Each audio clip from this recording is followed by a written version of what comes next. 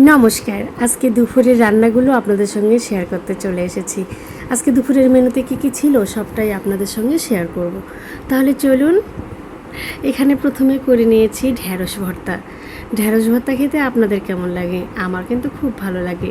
আর গোটা গোটা ঢ্যাঁড়স খেতে আমার খুব ভালো লাগে ভর্তা। আপনাদের কেমন লাগে অবশ্যই জানাবেন কেমন। আর তার পাশে রয়েছে চিংড়ি মাছের পাকোড়া। আরও ভাজবো, এখন আপাতত কয়েকটা ভেজে নিয়েছি। গরম গরম পাকোড়া খেতে খুব মজা। সাথে আজকে করেছি একটু আলু ভর্তা, কারণ ডাল দিয়ে আলু ভর্তা খেতে খুব ভালো লাগে। আপনাদের কেমন লাগে? আর সাথে করেছি পাতলা মুসুরের ডাল। এই যে দেখুন, পাতলা ডাল। ডাল এখানে অল্প করেই নিয়েছি, আরও ডাল রয়েছে। আমাদের তো ডাল ছাড়া চলেই না, প্রতিদিন ডাল থাকতেই হবে। মাঝে মাঝে স্কিপ করি। আর তার সাথে রয়েছে কচুর মুখি দিয়ে আর একটা আলু দিয়েছি মিস্টার বসাকের জন্য। ইলিশ মাছ দিয়ে একটা ঝোল করেছি।